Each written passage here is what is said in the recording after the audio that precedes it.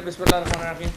आज की जो हमारी प्रेस कॉन्फ्रेंस है डॉक्टर मज़ारी और मैं कोशिश करेंगे कि जो कुछ मौज़ूआत जो इस वक्त ज़ेर बहस हैं उनके ऊपर तहरीक इंसाफ का नुक्ता नज़र आपके सामने रखा जा सके। मैं पहले एक्चुअली दरख्वास्त करूँगा डॉक्टर मज़ारी से कि वो अपनी बात पहले मुकम्मल करें। बिस्मिल्लाहिर्रहमानिर्रहीम।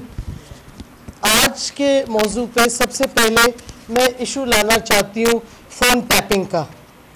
फर्स्ट लेडी पे जो इल्ज़ामात लग रहे हैं, हमें नहीं पता, फोरेंसिक होगा तो पता चलेगा कि कट पेस्ट करके फैब्रिकेट की गई है कॉन्वर्सेशन। क्या है, इर्रेलेवेंट है, उसमें कोई ना सियासी मुदाखलत है उस कॉन्वर्सेशन में ना कुछ और है। असल इशू जो उठता है वो फ़ोन टैपिंग का है। आपको पता होगा कि 1997 में सुप्रीम कोर्ट का फैसला था बेनज़ीर वर्सेस फारूक लगारी। बेनज़ीर की हुकूमत को हटाया गया इस बेसिस पे कि उन्होंने इलीगल फ़ोन टैपिंग की है, जो आर्टिकल 8 और आर्टिकल 14 आइन के खिलाफ वर्दी है। और क्लियरली सुप्रीम कोर्ट ने कहा कि ये हरगिज़ नहीं हो सकता, ना ऑफिशियल कॉन्वर्सेशंस का फ़ोन टैपिंग, ना प्राइवेट कॉन्वर्सेशंस की। आप वो जजमेंट ज़रूर पढ़ें 1997 की, जो कि सुप्रीम कोर्ट ने दी है, जिसमें एक पूरी हुकूमत गिराई गई क्योंकि फ़ोन टैपिंग की गई। उसके बाद 2015 में साकिब निसार साहब की एक जजमेंट है जिससे पता चला कि सुप्रीम कोर्ट के फैसले के बावजूद फ़ोन टैपिंग हो रही है। ये सजाद अली शाह ने 19 साल पहले 1995 के पहले उन्होंने केस ये शुरू किया था सजाद अली शाह ने, और ये टेकअप किया साकिब निसार साहब ने 2015 में। और उसमें बड़ी इंटरेस्टिंग चीज़ है, आप उस वक्त का डॉन अखबार अगर पढ़ें 4 जून 2015 का, उसमें ISI ने एडमिट किया सुप्रीम कोर्ट को कि हमें 6,856 यानी कि तकरीबन 7,000 फ़ोन टैप किए गए मई के महीने में, एक महीने में। ये डॉन अखबार आप निकाल लें, 4 जून 2015 का। एक्सप्रेस ट्रिब्यून भी अगर आप पढ़ेंगे तो यही खबर आपको उसमें भी मिलेगी।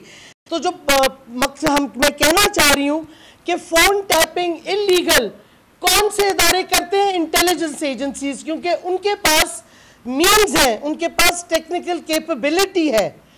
और दूसरी चीज़ कि ये जो कि सुप्रीम कोर्ट की डिसीजंस हैं, एक नहीं बार बार 1997 के बाद 25 साल से ये एग्रीमेंट्स डिसीजन वैलिड है, किसी ने चैलेंज नहीं की। क्यों ये इलीगल हरकतें हो रही हैं फ़ोन टैपिंग की?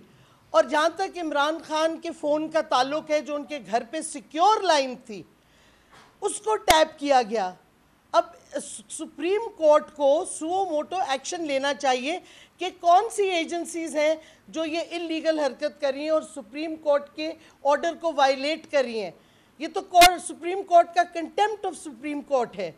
और दूसरी बात ये, एक और चीज़ मैं बताऊँ, अंसार अब्बासी साहब ने कल अपने व्लॉग या किसी चीज़ में गालबन कहा है कि एक जिनको पाकिस्तान के दिफा की जिम्मेदारी है, आप पाकिस्तान को इस टेल स्पिन में क्यों भेज रहे हैं, मईशत को सियासी बुरहान क्यों बढ़ा रहे हैं? इलेक्शन की डेट दें ताकि कौम अपने नुमाइंदे चूज़ करे और फिर वो पॉलिसीज़ जो बननी है वो बने, क्योंकि इस तरीके से काम नहीं हो सकता। और एक बात और मैं कहूँगी, मरियम नवाज़ हर रोज़ कोई हुकूमत के अंदर मुदाखलत करती हैं, कभी IMF की बात करती हैं। मेरा सवाल है, क्या ये हुकूमत या हैंडलर्स उसको सीक्रेट गवर्नमेंट के डॉक्यूमेंट्स दिखा रहे हैं? क्योंकि आपके पास एक्सेस उसी वक्त ऑफिशियल डॉक्यूमेंट्स का आता है जब आप ऑफिशियल सीक्रेट्स एक्ट पे दस्तखत करते हैं। तो मरियम नवाज को जो कि कॉन्विक्ट है, याद रखें कॉन्विक्ट है, बेल पे कन्विक्टेड है, उसको आप ऑफिशियल गवर्नमेंट डॉक्यूमेंट्स दिखा रहे हैं।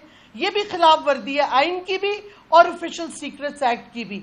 तो ये सवालात बहुत से उठे हैं जो हम आज पूछना चाहते हैं न्यूट्रल से और इस क्राइम मिनिस्टर और इसकी जो क्रुक्स की हुकूमत है इनसे, क्योंकि ये समझते हैं कि उनको क्योंकि इमरान खान के खिलाफ कुछ नहीं मिल रहा करप्शन के हवाले से, तो वो उनकी फैमिली पे टारगेट करें, ان کی فارمر فرسٹ لیڈی کو ٹارگٹ کریں، اور بالکل غلط ہے، وہ سیاست نہیں ہوتی۔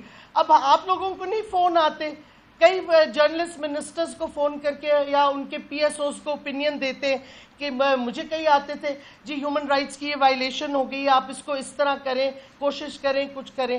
اس میں کیا سیاسی بات ہے؟ کوئی سیاسی بات نہیں ہے۔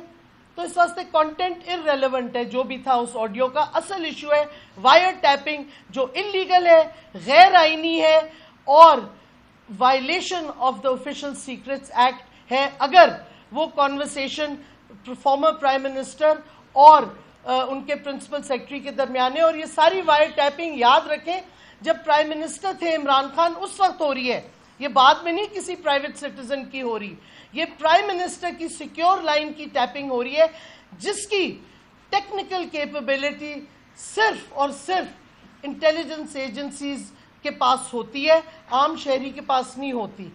تو یہ، اور ان میں امریکہ نے کتنی مدد کی اس میں، یہ بھی آپ کو سوچنا چاہیے۔ جو امریکن ایمبیسی اوپر سے اوپر چڑھتی گئی ہے ہمارے ڈپلومیٹک ایریا میں، ادھر بھی کسی کے نظر ہونی چاہیے۔ ہم سے پہلے یہ انہوں نے اجازت سی ڈی اے نے دی تھی، اس پہ بھی بہت سے خدشات ہیں، اور یہ کنسپریسی جو ہے یہ پوری اب انویل ہوتی جا رہی ہے۔ کس نے کیا رول پلے کیا، سب کے رول واضح طور پہ سامنے آ رہے ہیں، اور انشاءاللہ اگلے دنوں میں اور آتے جائیں گے۔ اور ایک اور بات میں فائنل کہہ دوں، پھر فواد اپنی بات کریں گے، کہ یہ جو کیا کہتے ہیں کیوں یہ کیا جا رہا ہے۔ ایک تو کیونکہ حالات ملک کے بہت برے ہو گئے، 3 مہینے میں آپ کی ریزروز آدھی ہو گئی ہیں، آپ کی لوڈ شیڈنگ بڑھتی جا رہی ہے، پرائسز بڑھتے جا رہے ہیں، اور نہ آئی ایم ایف آ رہا ہے نہ کوئی اور آپ کو امداد دینے کے لیے تیار ہے۔ سب کو پتہ چل گیا کہ قوم نے اس امپورٹڈ حکومت کو ریجیکٹ کیا ہے۔ اب کیا دیکھیں گیم پلان کیا تھا، پہلے جو ہٹانا چاہ رہے تھے عمران خان کو، ان کے اپنے مفادات تھے، امریکہ کے اپنے تھے، کیونکہ خان صاحب نے ایبسلوٹلی ناٹ کہا تھا۔ پہلے انہوں نے امریکہ کو انوالو کیا رجیم چینج کی سازش میں، اور ان کو کیا پرومس کیا کہ جو آپ کہیں گے ہم کریں گے۔ آپ کہتے ہیں اسرائیل کو ہم تسلیم کر لیں، ہم اسرائیل کو کریں گے، ہندوستان سے ہم ٹریڈ کر لیں، ہم ہندوستان سے ٹریڈ کریں گے، ہم آپ کو امریکن بیسز بھی دے دیں گے پاکستان میں۔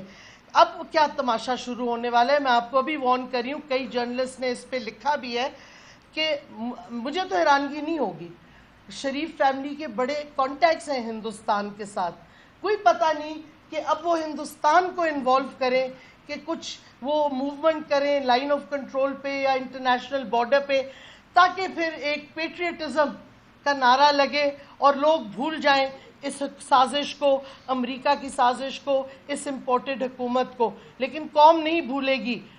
یہ اگر اسکاؤنڈرلز کیا کہتے ہیں پیٹریٹزم کی طرف جائیں گے، کوئی نہیں وہ خریدے گا۔ اور ہم وارن کر رہے ہیں کہ ایسی گیم جس میں پاکستان کی ڈائریکٹلی سیکیورٹی تھریٹن ہوتی ہے، یہ ڈینجرس ہے، اس راہ پہ نہ چلیں جو چلنا چاہ رہے ہیں۔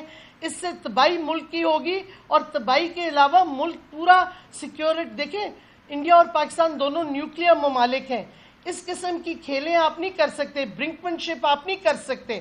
تو اس سے خدا را آپ مت اس طرف جائیں۔ پہلے آپ نے ملک کو ڈبویا ہے امریکہ کی سازش کے ساتھ، اب آپ جس طرف لے کے جا رہے ہیں یہ خطرناک ہے۔ ہماری فوج کو سب سے زیادہ اس کا خطرہ ہوگا اور سب سے زیادہ نقصان ہوگا، لوگ شہید ہوں گے، اور کس لیے؟ اپنی ایک کرپٹ حکومت بچانے کے لیے اور سازش بچانے کے لیے۔ ہاں ٹھیک، شکریہ جی۔ اچھا جی، بسم اللہ الرحمن الرحیم۔ سب سے پہلے تو اچھا آگے کر لو، ٹھیک ہے۔ پہلی بات تو یہ جی کہ ابھی آج جدید مسئلہ ہے پاکستان کا وہ لوڈ شیڈنگ ہے۔ جیسا کہ آپ کو معلوم ہے کہ اب یہ اعلان ہو گیا ہے کہ عید کے اوپر بھی لوڈ شیڈنگ ہوگی۔ جب یہ حکومت بدلی تھی تو سب سے پہلے شہباز شریف صاحب نے جو بیان دیا تھا وہ یہ تھا کہ 20 پلانٹس بند ہیں جس کی وجہ سے لوڈ شیڈنگ ہے۔ اس کے بعد حماد اظہر صاحب نے اپنی پریس کانفرنس میں یہ مطالبہ کیا کہ ان 20 پلانٹس کے نام بتا دیں جو بند ہیں۔ وہ لسٹ آج تک نہیں آئی۔ آج حکومت نے یہ تسلیم کر لیا ہے کہ جو بنیادی مسئلہ ہے جس کی وجہ سے لوڈ شیڈنگ ہے وہ یہ ہے کہ امپورٹڈ فیول منگانے کے پیسے نہیں ہیں ان کے پاس، چونکہ سارے پلانٹس جو ہیں وہ امپورٹڈ فیول کے اوپر لگے ہوئے ہیں، امپورٹ کرنے کے پیسے نہیں ہیں، لہٰذا لوڈ شیڈنگ ہے، اور یہ لوڈ شیڈنگ بڑھتی جائے گی، اور اس کے اوپر ظاہر ہے کہ پورا پاکستان بہت تشویش کا شکار ہے، اور ہم بھی بہت تشویش کا شکار ہیں، اور یوں نہیں مجھے لگتا نہیں ہے کہ اس حکومت کے پاس کوئی بھی سلوشن ہے کہ اس صورتحال سے وہ کیسے زبردازماں ہوں گے، کیسے نکلیں گے. اور یہ جو کرائسس ہے ہمارا لوڈ شیڈنگ کا، یہ بڑھتا جا رہا ہے، اور جس طرح سے میں نے عرض کیا یہ اس لیے بڑھتا جا رہا ہے حکومت کے پاس پیسے نہیں ہیں. اب حکومت کے پاس IMF کا پروگرام لینے کے لیے آپ یہ دیکھیے، عوام کے اوپر جب ٹیکس لگنے تھے انہوں نے IMF کی ساری شرائط مان لی. تیل جو ہے وہ آپ کے سامنے انہوں نے 250 روپیہ لیٹر پہ پہنچا دیا، ٹیکسز لگا دیے، سیلریڈ کلاس کی کمر توڑ دی. تمام IMF کی شرائط فوری طور کے اوپر مان لی گئی جہاں جہاں پہ عوام پہ ٹیکس لگنا تھا. اس کے باوجود IMF کا پیکج نہیں مل رہا. IMF کا پیکج کیوں نہیں مل رہا؟ IMF کا پیکج اس لیے نہیں مل رہا کہ IMF کہہ رہا ہے کہ جو اینٹی کرپشن قوانین جو آپ نے بالکل تبدیل کر دیے ہیں اس کے نتیجے میں IMF ریلکٹنٹ ہے پیسے دینے کے لیے. اور صرف ایک ہی معاملہ ہے جس کے اوپر ہماری حکومت نے ایک دلیرانہ سٹینڈ لیا ہے، اور وہ یہ ہے کہ آپ کرپشن کے قوانین بنانے کا ہمیں نہیں کہیں گے. آپ اندازہ لگائیے اس حکومت کا اور اس کی جو ٹیم ہے اس کی ذہنی حیثیت کیا ہوگی اور حالت کیا ہوگی کہ جب عوام کے اوپر ٹیکس لگانے کی باری آئی اس حکومت نے ایک لمحہ نہیں لگایا. لیکن اسی حکومت کو جب IMF نے کہا کہ آپ اینٹی کرپشن قوانین بنائیں، اس حکومت نے سٹینڈ لیا ہوا ہے کہ نہیں ہم یہ قوانین نہیں بنائیں گے. کیوں نہیں بنائیں گے؟ 1100 ارب روپیہ ایک طرف ہمارے پاس خزانے میں پیسہ نہیں ہے، ہمارے پاس یہ پیسہ بھی نہیں ہے کہ ہم باہر سے فیول منگوا سکیں بجلی بنانے کے لیے. دوسری طرف 1100 ارب روپیہ نیب کے قوانین میں تبدیلی کر کے حکومت نے اپنے آپ کو NRO2 دے دیا ہے. دو بڑے خاندان جو شریف فیملی ہے اور زرداری فیملی ہے وہ اس NRO2 سے مستفید ہو رہے ہیں جیسے وہ NRO1 سے مستفید ہوئے تھے. آپ کو یاد ہی ہے کہ کس طرح سے سرے محل جو تھا جو آصف زرداری صاحب کی ملکیت تھا اس کو پہلے کہا گیا کہ ہمارا ہے ہی نہیں، پھر جب برطانوی حکومت نے اس کو بیچ کے اس کے پیسے پاکستان کو ملنے تھے زرداری صاحب نے وہاں پہ جا کے کلیم کر لیا کہ نہیں وہ تو ہمارا ہے. اسی طرح سے آپ وہ لاکٹ کا کیس، اسی طرح سے جو آپ کو جنیوا کے جو کیسز تھے وہ NRO1 کا حصہ تھے. اب سب سے بڑا یہ 5000 کروڑ کا کیس جو فیک اکاؤنٹس کا کیس ہے اومنی گروپ کا، اور جس میں زرداری صاحب مین پارٹنر ہیں، اب ان کو یہ NRO دیا گیا ہے اس NRO2 کے ضمن میں. اس لیے عمران خان ہمیشہ یہ کہتے ہیں کہ جو کرپشن ہے وہ آپ کے ملک کو غریب کرتی ہے. وہ کرپشن جو ہے وہ آپ کے ملک کو ہلاک جو ہے اس کو وہ چھپانا چاہ رہے ہیں. ابھی تک پوری قوم نے کیونکہ امریکہ کی سازش ایکسیپٹ کر لی ہے تو اس واسطے ہر طرح کی کوشش کر رہے ہیں، نیوٹرلز کر رہے ہیں اور جن کو وہ لائے ہیں وہ بھی کر رہے ہیں کہ کسی طرح اس سے توجہ ہٹ جائے. اور ٹائمنگ دیکھیں یہ سارے کی، ہمارا جلسہ جو اسلام آباد میں ہوا اور اس کے ساتھ پورے پاکستان میں اسی وقت جلسے ہوئے، اس سے اور گھبرا گئے ہیں یہ لوگ جو سازش کے ہینڈلرز ہیں اور جو کرمنلز آئے ہیں سازش کے تحت حکومت میں. تو اب وہ ساری چیزیں ڈائیورٹ کر رہے ہیں. اصل قوم کو جو مسئلے ہیں، لوڈ شیڈنگ ہے، انفلیشن ہے، تباہی کی طرف جا رہے ہیں. IMF میں پھنس گئے ہیں. IMF نے ایک نئی کنڈیشن ان کو دے دی ہے، ہمیں تو نہیں دی تھی کہ آپ اپنے قانون ٹھیک کریں کرپشن والے. وہ تو ساری اپنی کرپشن معاف کر بیٹھے 1100 بلین روپے کی نیب کے قوانین بدل کے. اب ان کو وقتہ پڑ گیا ہے. IMF کہہ رہی ہے پہلے آپ اکاؤنٹیبلٹی کرو کرپشن کی، تو ان کے پاس کوئی جگہ نہیں رہ گئی بھاگنے کی. سبسکرائب کریں اور بیل دبائیں تاکہ کوئی خبر رہ نہ جائے.